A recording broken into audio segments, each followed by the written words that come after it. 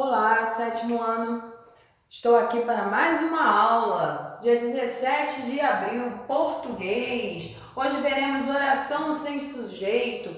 Se recordam que em nossa aula anterior vimos os tipos de sujeito e que nela eu disse que haviam 5. Só que na unidade 3 só vimos 4. Sujeito simples, composto, indeterminado e implícito. E ficou faltando o quinto, que é a oração sem sujeito. Professora, e quando a oração não terá sujeito? Vejamos os exemplos. Quando aparecer o verbo haver com o sentido de existir. Aqui, ó, havia muitos outros animais lá. Existiam muitos outros animais lá. Nesse caso aqui, oração sem sujeito. O verbo haver também com ideia de tempo corrido. Há muito tempo que moro aqui. Ou o verbo fazer também com ideia de tempo corrido. Faz muitos dias que não chove.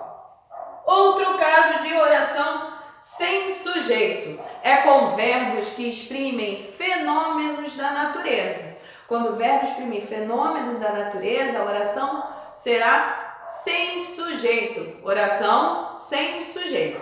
Mas prestem bem atenção. Quando o verbo, certo? Um verbo desse aparecer na oração sem o sentido de fenômeno da natureza, como choveram vaias na apresentação, certo?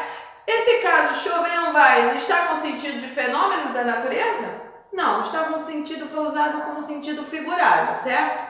Nesse caso, então, a oração terá sujeito e dependerá do contexto. Aí sim haverá sujeito. Mas, se for com sentido de fenômeno da natureza, trovejou muito naquela cidade, choveu muito ontem à tarde, aí oração sem sujeito.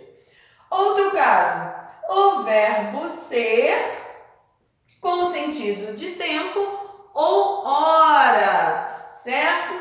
Eram 3 horas quando ele chegou, certo? Era cedo. Deixa eu ver aqui. Ainda é cedo. Verbo ser com sentido de tempo ou hora. Oração sem sujeito. Dúvidas? Pois bem, antes das dúvidas, iremos fazer os exercícios propostos pelo livro. Se houver alguma dúvida, estarei disponível no dia e no horário da nossa aula online. Aguardando todos lá e ó, de uniforme, hein? Até mais!